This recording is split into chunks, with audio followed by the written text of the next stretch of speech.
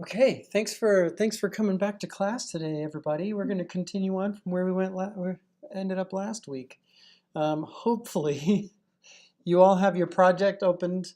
Uh, you've imported your footage. You've created a new sequence from your footage, and you have 5 clips on the timeline, roughly. I've got 4 clips on mine right now. I actually had to redo these first 4 clips. So let's just take a look at these to review, and we can decide what we need to do moving forward.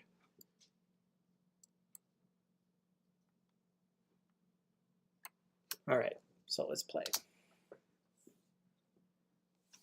Walking downstairs. Whoop.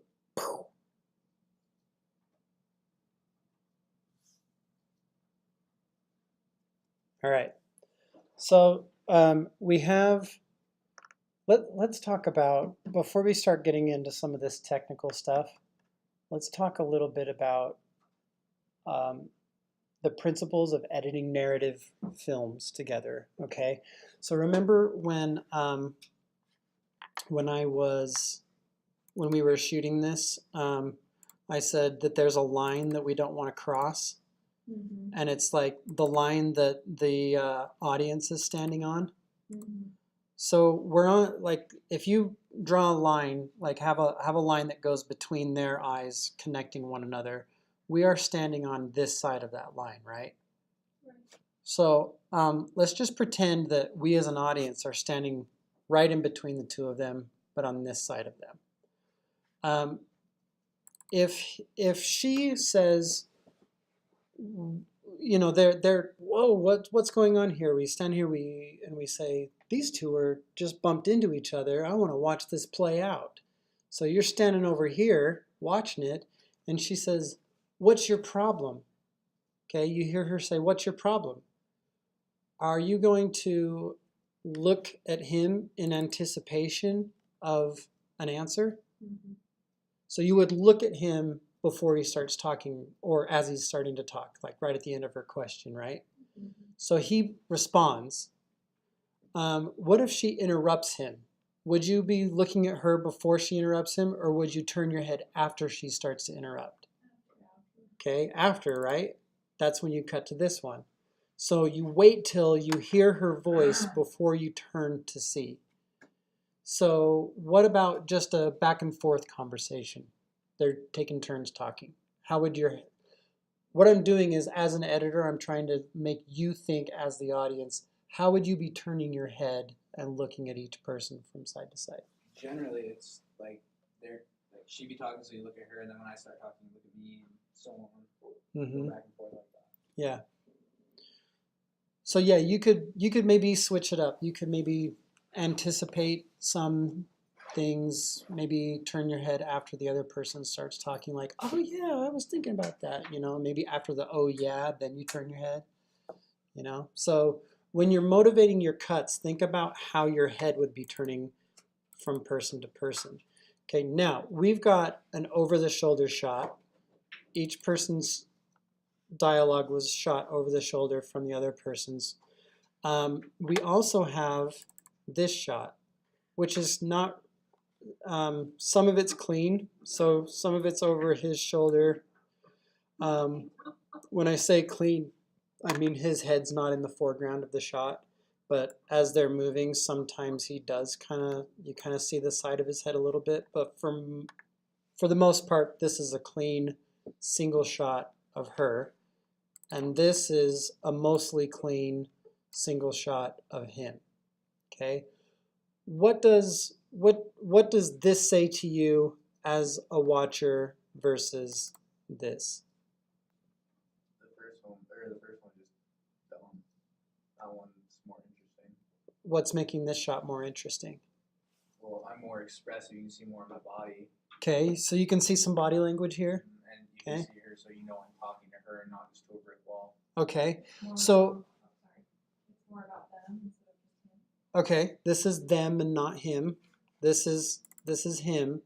Okay, so if we were to immediately go to this shot, do we have any context, like spatially?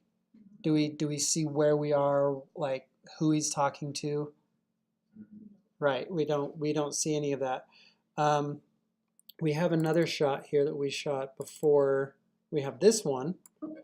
Okay. So we have this bump happening here. What does this shot do? Shows what happened. Okay. Like why we're arguing. Okay. It like shows where we are in time and space, like our surroundings more. Okay, so this shows our surroundings.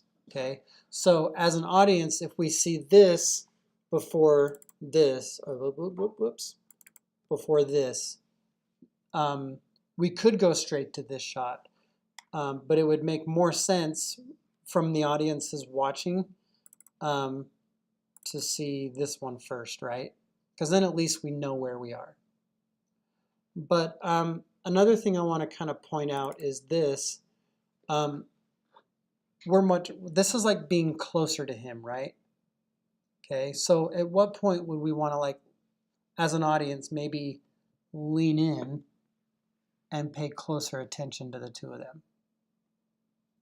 We start not yelling. Yeah, maybe when you stop yelling at one another. Maybe if we were in a very, this is a really short scene, it's kind of more of a study, but let's say their conversation gets really personal and they start expressing some maybe personal feelings or statements, and that we as an audience might be a lot more interested in hearing. Is there anything distracting me from what he might be saying right now? Mickey Mouse. Okay, we see Mickey Mouse a little bit. But if he has something to say, and we want the audience to listen to him and not be distracted by her necessarily, Right. this is a better shot.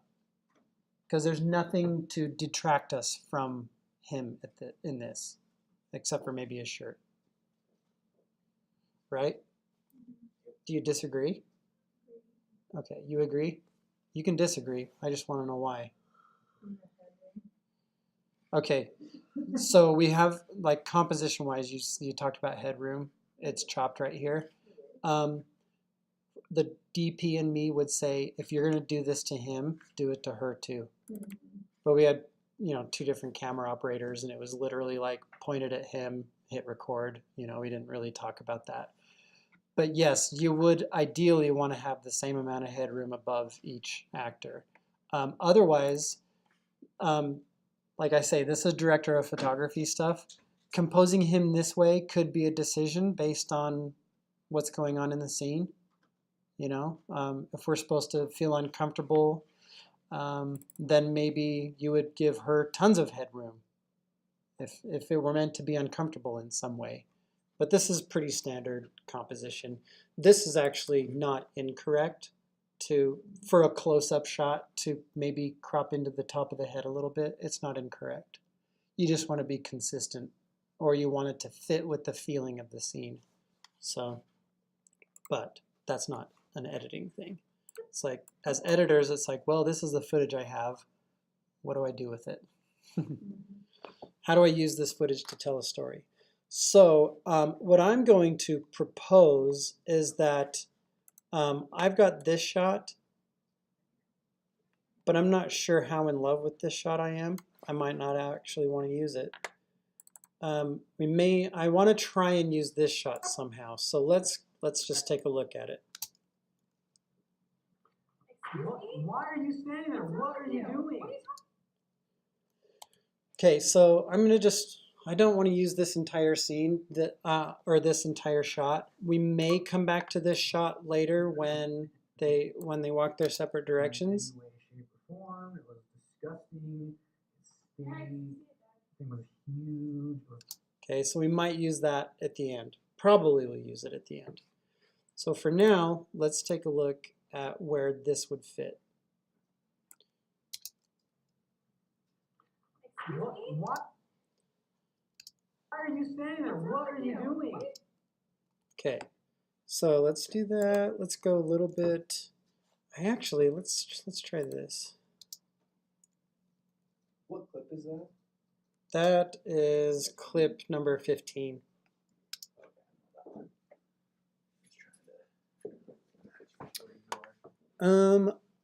Let's take a look at this shot. which is also this one. I'm going to do clip 16 next. So she's here, she gets bumped. What the heck? What?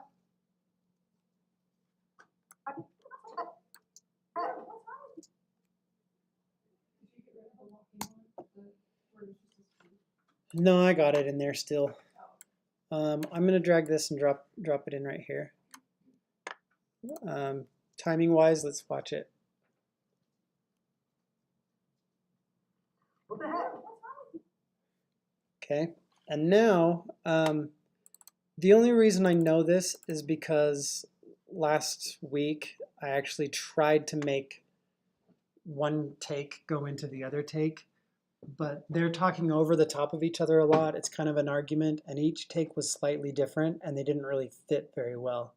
So let's do a little trick and grab clip number 15 and find this collision moment. Okay, so it starts right there. What? Why are you standing there? What are you doing? All right, let's just put that down on the timeline. So what I'm going to do is we see his mouth go, what the heck?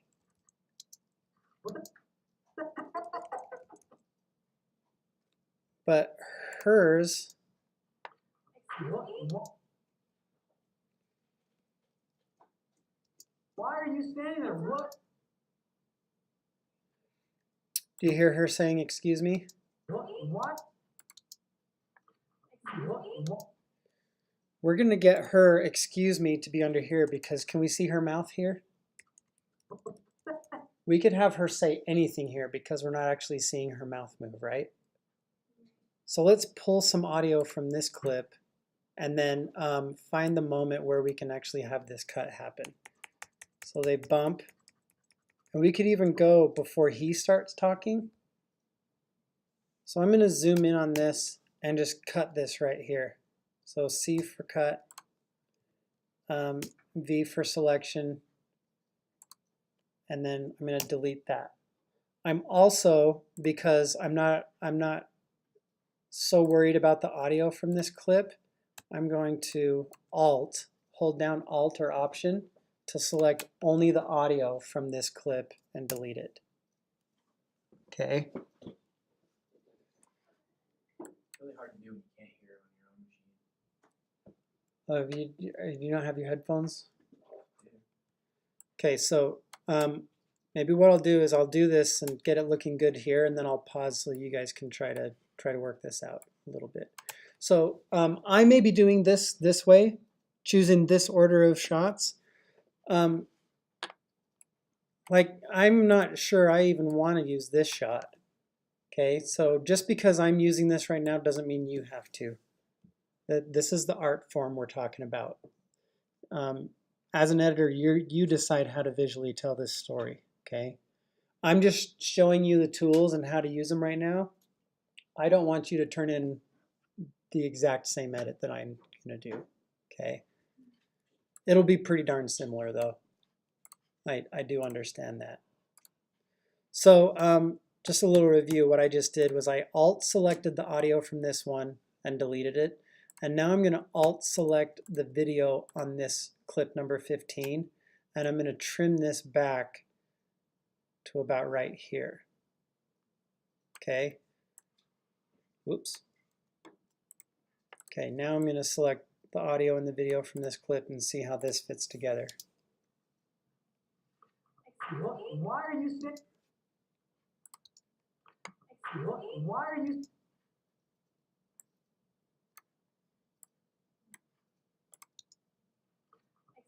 Why are you standing there? Standing there. What are you doing? Okay, so she's got a what are you? She's starting to say, what are you talking about? So at this point, we're going to expose the problem with this shot because I want to go to this one next. Okay, so what I'm doing is I'm starting out wide. I'm showing the hallway, and then I'm going to show the two of them argue from this wider bit. And then when he says, hey, wait a second, don't I know you? As soon as she goes, oh yeah, the the wilderness trip or whatever she says. I'm going to go into the closer shots. Okay. So let me try to make this fit together a little better. Why are you standing there? What are you doing? All right. So watch what happens when I place this clip on the timeline. I'm just going to put it down in its entirety, zoom out, and oops.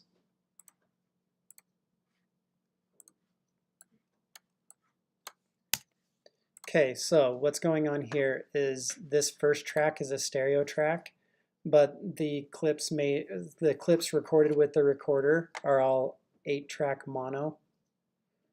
So I need to activate these next two tracks, audio tracks, in order to get both their audio.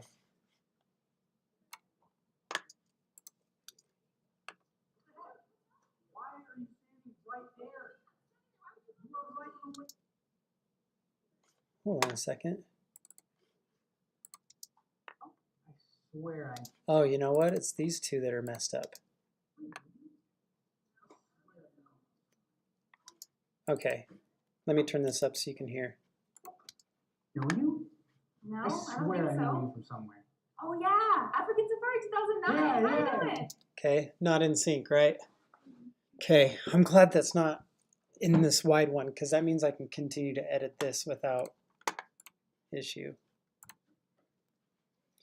Okay, so let me show you, because we're using all audio from this camera angle, because this camera had the two wireless microphones going into it. This camera had the shotgun microphone, which doesn't sound quite as good. See how it's all echoey? Or hear how it's all echoey? What we need to do is get the audio from this clip to be synced up with this clip. Okay. Now we recorded this with a recorder, so right now I've got shot A down in the timeline, but I want to get the audio from shot B. So I'm going to double click on shot B to bring it up in my preview panel, and I'm going to drag only the audio from shot B and put it right here and cover up the audio from shot A with it.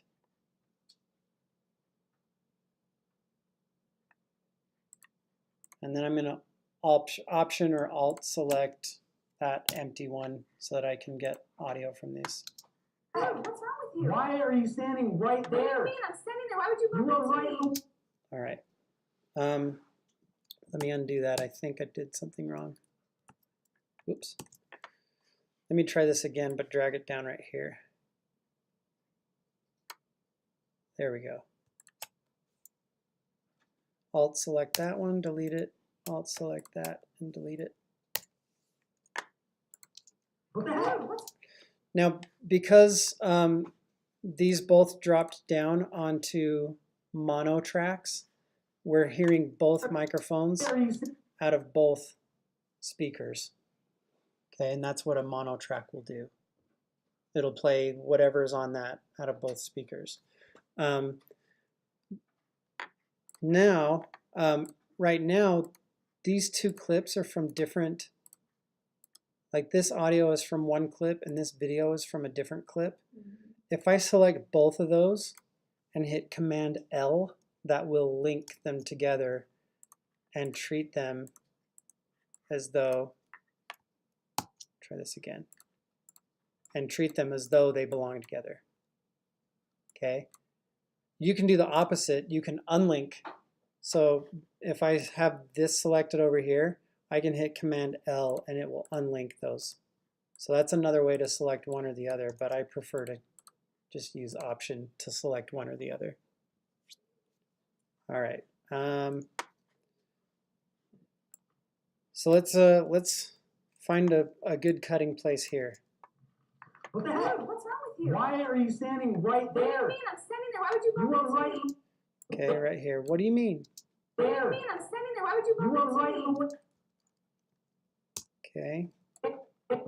So I'm going to cut this right here and see if I can get these to fit together. I keep using Final Cut shortcuts.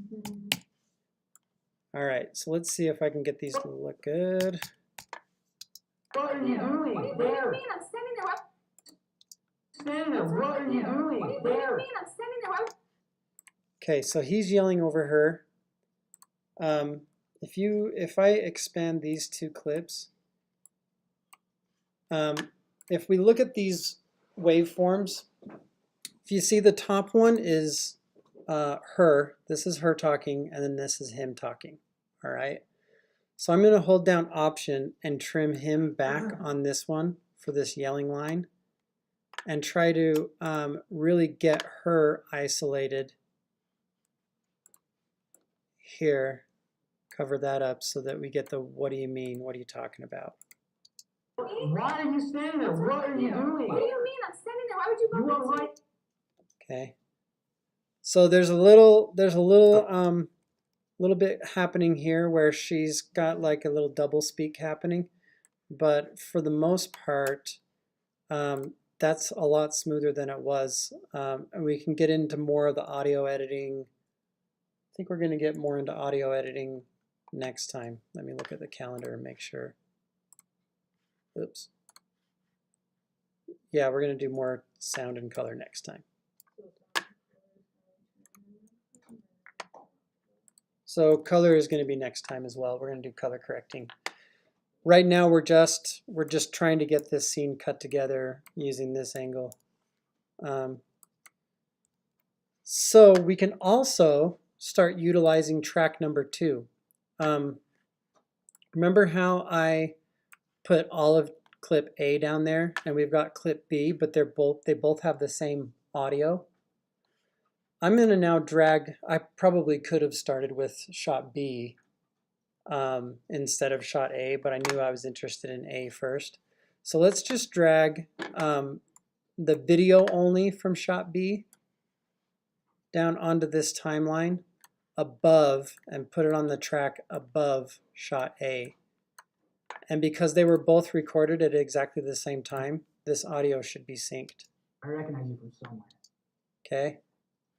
So now, this is what the nonlinear, non-destructive editing is.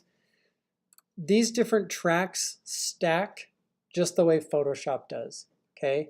So as you go up, video track 1, 2, 3, you can add more way up above. Whichever video clip is sitting on the top, that's the one that you're going to see. Okay, so if we want to cut back to him while he's doing his little rant at her, we can pick the time. And because I can see this waveform, this is where he starts talking. You see that? But he's interrupting her. So do we want to switch to his shot before or after he starts talking? After. Okay, so the way to do that is just to trim this one back to about right here. And let's play it and see what it looks like. Why are you standing there? What are you doing? What do you mean? I'm standing there. Why would you bump You are into right me? in the way of everybody. Okay, so now she's interrupting him again. So one thing we can do here is, this is where a cut is a good idea. So we would cut this because we want to go back down to this one. But I'm going to use the selection tool to just trim this back to find a good place for him to come back in. So this is one of the beauties of having multiple cameras that we shoot with at the same time. Because if this were one camera that we shot the entire scene from this angle, and then we physically move the camera over to the other side, shoot the entire scene from this angle, we would have to literally be puzzle piecing the clips together to make the scene play together. Right? So by placing the one clip over the other clip, we can just cut back and forth. Turn, and let's see what this looks like. What do you mean? I'm standing there. Why would you bump You are into right in the me? way of everybody. That's your fault. Wait, don't I know you? Okay. So I'm going to, I don't think so. okay, so he says, don't I know you? Know you? I'm going to cut there because we're anticipating an answer, right? So now I can just trim this one here. Wait, don't I know you? I don't think so. I swear I know you. I recognize you from somewhere. All right.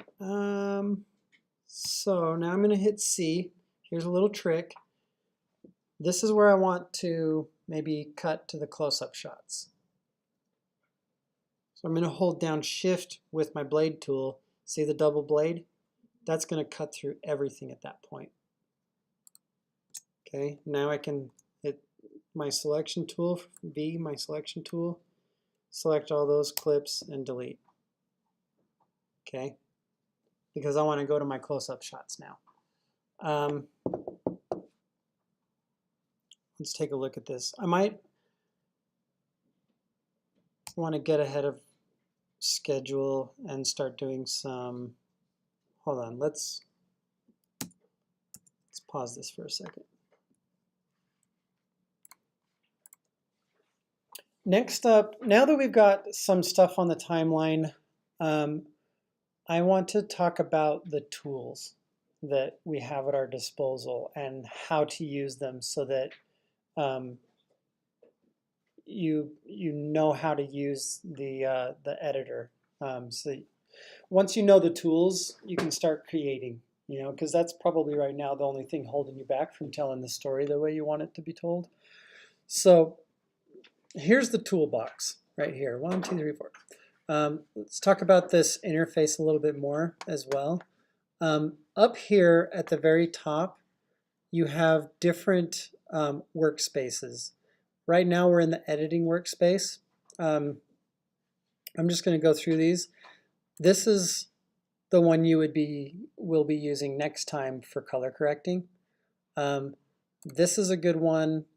They're trying to help you out by giving you workspaces that are friendly for different things. So if we're adding effects and filters and putting sound filters on our clips, anytime you click on a clip in the timeline, the properties for your effects controls are automatically loaded in to the effects controls panel.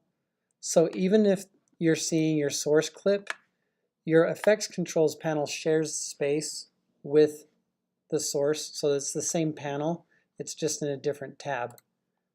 Same with your scopes, like they're in here. For this is, we're going to learn this next time for color correcting. But this stuff is always here. It's just whether or not you see it. So these different workspaces are set up so it's like if I'm dedicating, I've got my edit done, I'm dedicating the next hour to doing effects.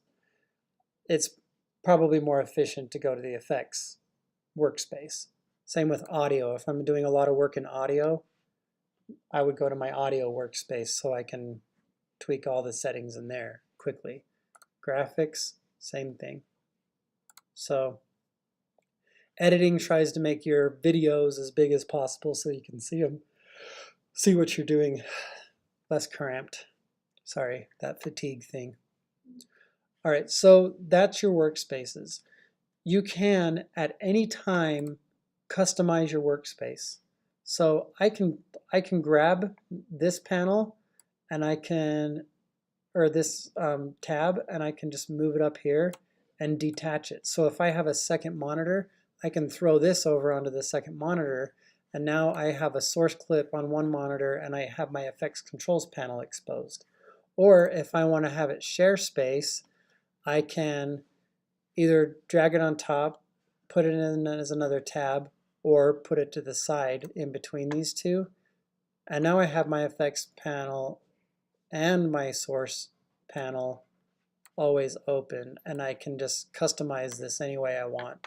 So if I want to be able to see my bin in a separate window, I can drag it up here, grab my bin, drag it way up here, separate it, drag it over to my second monitor, expand it, and now I always have all these clips open in a thumbnail view, and then I have my main project panel over here in a list view for organization. So if if you have multiple monitors, then that's really helpful. So that's the workspace. You can customize it however you want to. Like I said last time, I work on an ultra wide monitor. So I have this amount of space and then like 50% more off to the right that I can just chuck more and more stuff and have it all on the same monitor. So that's how I work. So I'm going to go back, click on this and then click on this. Oh, it saved that. Let's see. Reset. There we go. So let's go through the tools. In your toolbox, you have your selection tool. So see in parentheses, which key activates your selection tool? V. That's pretty universal for Adobe. Next down, we have our track select forward tool, A. Let's see what that tool does. So I'm going to hit A, activate that tool. See those two arrows facing to the right? If I click on this clip, it's going to select everything in the timeline from there to the right. Okay. If I hold down Shift, it will turn it into one arrow, which will select everything on that track and over. Now it's selected this audio because this audio is associated with that clip, which is on track 1. Okay. So if I want to select everything but the first clip, I can just select here and it selects everything, and now I can move it all. Okay, moves it all together. If I hit V, see this blank space in between these two clips? If I want to close that, I can actually delete it. Okay, and it sucks everything over. Here's a nice little trick. See how if I select this clip, but I'm like, I've decided I don't want to use this clip anymore. I can select it, delete it, which leaves that blank space, and then I can select that and then delete that, and it'll close it up. There's another way to do that. You have to go into your keyboard shortcuts, but there is a way to customize this. So if I right click on this and select ripple delete, it does that all in one move. So it deletes it and then sucks everything over to close the gap. Okay. What I usually do is I use my big delete key for this delete motion, and then I can go into my keyboard shortcuts under the Premiere Pro CC menu, and I can do this forward delete and set this to ripple delete. So actually, if I hold down Shift, right now it's hold down Shift, hit the forward delete, and it's ripple delete. So watch this. Hold down Shift, and then the forward delete, and that's my ripple. Okay, so I just taught myself a Premiere Pro shortcut. Shift forward delete. All right, so let's go down to our next tool, Ripple Edit tool. B, it activates your Ripple Edit tool. So remember last time I said with your selection tool activated, if you hold down Command, it will temporarily turn your selection tool into your Ripple tool. So there's really no reason why you should ever activate your Ripple tool unless you're Ripple editing like crazy. Your Ripple Edit tool will allow me to trim the end of that so I can get more of this clip, and then it scoots everything over to make room. Okay, so that way we don't have to select everything, move it over out of the way, pull this back, and then leaves us with blank space. It's just much faster to Ripple Edit. Now Ripple Edit can be dangerous because if I have audio from this clip, like if I have an audio track down here below with music that I'm timing all my cuts to, and I use the Ripple Edit, if the beginning of that music is over here, but I wanted the music to move with everything, and I do the ripple edit here, it'll move everything from here over, but not the music because it starts earlier. Okay, so it can be dangerous, so make sure you get used to using the ripple edit tool before you start going crazy with it. Best way to learn is to zoom out, watch what it's doing, and then that way when you're zooming in really close to use your tools, you know what they're doing. It's a tool that gets more familiar with practice. All right, so that's ripple. Your blade tool or your razor tool is pretty self-explanatory. It'll make a cut and sever that clip into 2 clips on your timeline. Slip tool. The best way to do this is with a visual aid. Let's pretend that these 2 clips on either side of this one are 2 planks that are sitting on the ground. And what the slip tool is this is a plank that is sitting underneath these 2 planks. And when I grab this, it will slip this behind the 2, okay? So if I had a visual aid, it would look something like this. Let me just set. So let's pretend that this is the plank that's underneath. It's moving it like this, okay? But it's making it so that it only occupies this space. Let me show you with a piece of paper. I'm going to pause this real quick. So when you're slipping, as I drag this, take a look up here. This is the frame that it's starting at. This is the frame that it's ending at. This little thumbnail is the end frame of this clip, and the other thumbnail is the beginning frame of this clip. Okay, so the slip tool can be handy. I don't use it a ton, but I do use it occasionally. All right, next tool, pen tool. Take a look at the audio here. I'm going to expand this down. See this audio? This little line running right through the middle of the audio is an envelope, or you could call it a rubber band. And if I drag that down, I'm turning the volume of the audio on that clip up and down using my selection tool. What the pen tool allows you to do is place keyframes on that audio so that over time you can turn it up and turn it down. Okay, and you can also, using command, you can add a Bezier handle,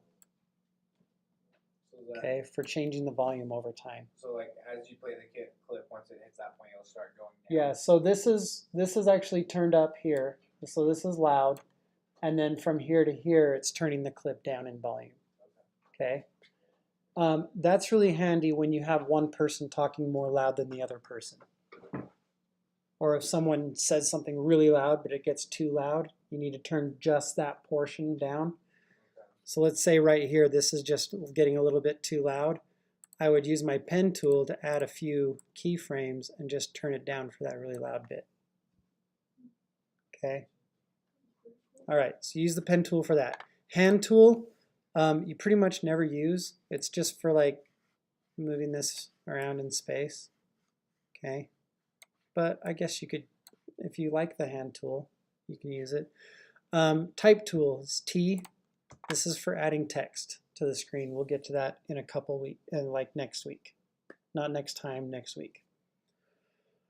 All right, any questions about the tools and how they work? All right, so there's several ways to add more to a clip. My shortcut that I like to add, oh, we haven't looked at the rolling edit tool. For the rolling edit tool, if I have my mouse, my selection tool over the intersection of 2 clips on the timeline, hold down command, it will temporarily turn that into the rolling edit tool. what the rolling edit tool is, it adds more to one clip while simultaneously taking footage away from another clip. And we're pretty lucky that he was walking at a really similar pace in both of these takes. Okay? Because it still matches up pretty well. So it's like, well, I didn't want this to cut here. I want to get a little bit more of this clip, but I want to get less of this clip at the same time. That's what the rolling edit tool does.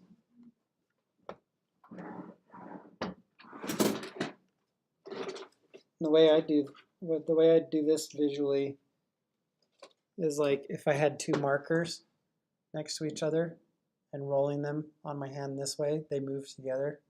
So that's why it's called the rolling tool. All right. Yay. Let's see if that still fits together. Might actually like it better.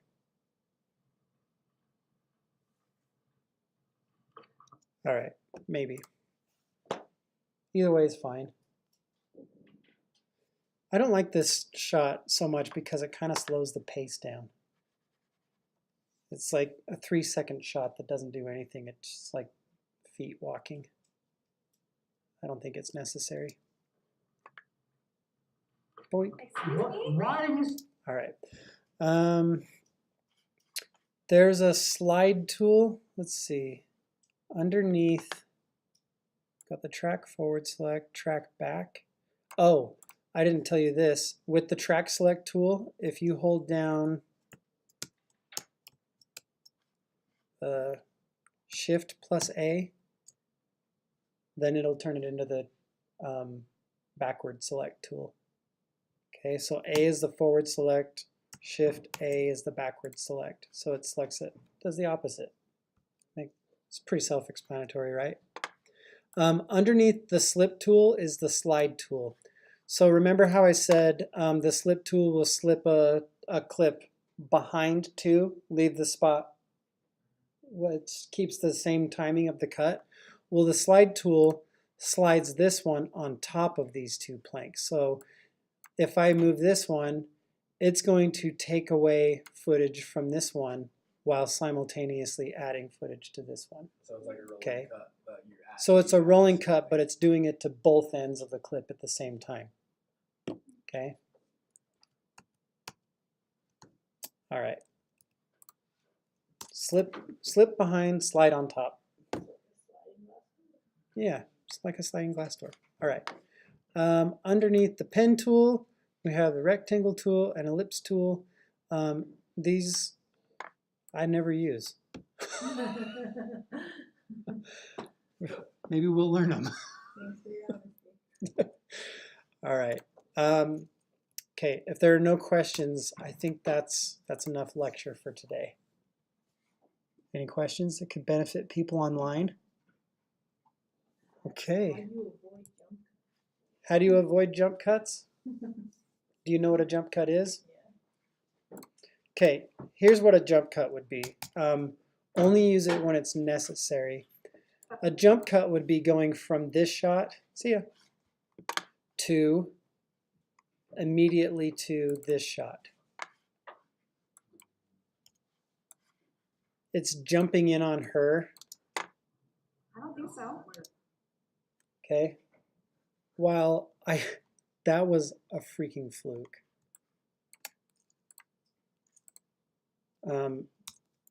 That was not supposed to actually fit together.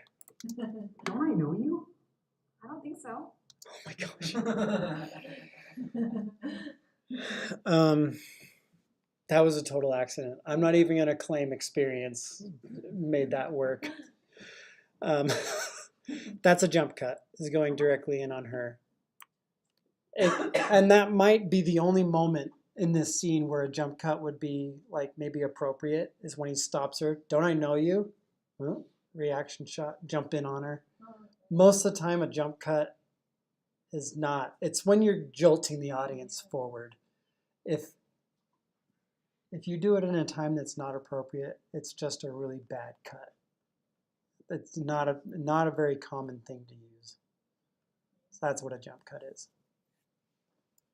That and the way you avoid a jump cut is you would go to his close-up shot and then to her close-up shot.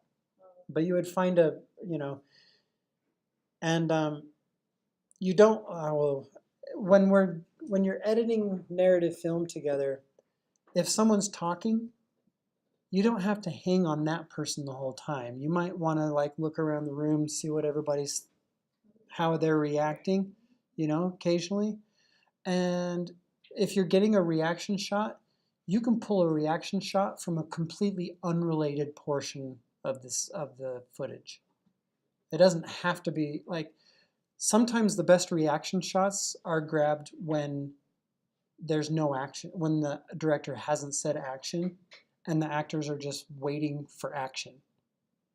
Because they make some expression that's like, oh, that looks like a really good reaction shot.